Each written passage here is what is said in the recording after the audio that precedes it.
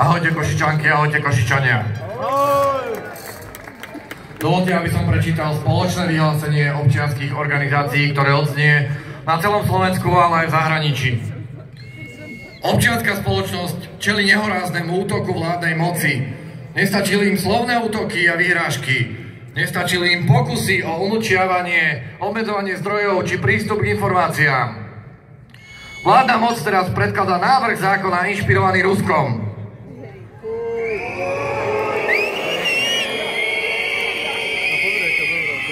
Ak tento zákon prejde, mimovládne organizácie budú čeliť šikanovaniu v administratívne, pokutám, ale najmä zásahom a kontrole zo strany štátu, ktoré pripomínajú komunistické praktiky.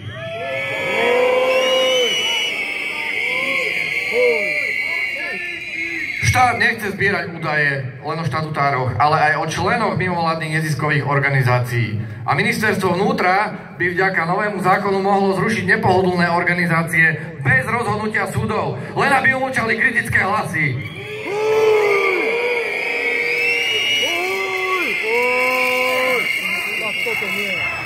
Áno, je to hanba.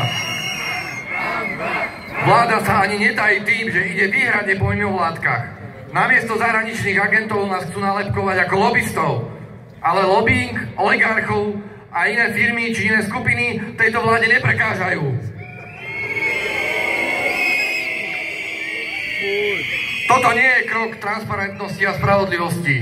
Je to len čistá diskriminácia aktívnych občanov, ako ste vy. Prijatie tohto zákona bude definitívnym signálom odklonu Slovenska od Európskej únie a nasmerovanie na Rusko.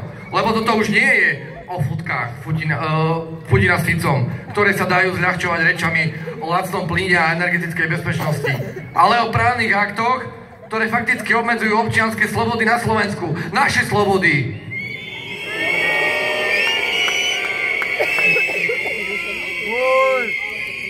Takto postupoval aj Putin v roku 2012 po protestoch v Moskve. Nasledovala prijatie zákona proti mimovládkam o zahraničných agentoch. V tom čase len s pokutami, dnes však už s trestami odňatia slobody do 5 rokov.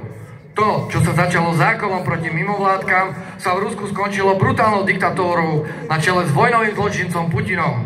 Toto na Slovensku nesmieme dopustiť.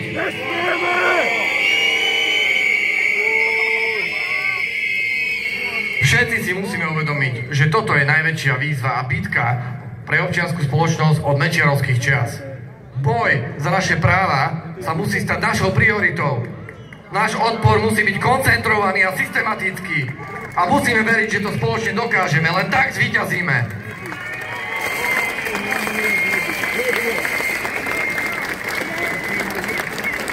Vyzývame preto z tohto miesta poslankyňa a poslancov Národnej rady, aby tento návrh zákona odmietli, aby povedali nie ruskému zákonu proti aktívnym občanom, nie ruskému zákonu proti mimovládkam.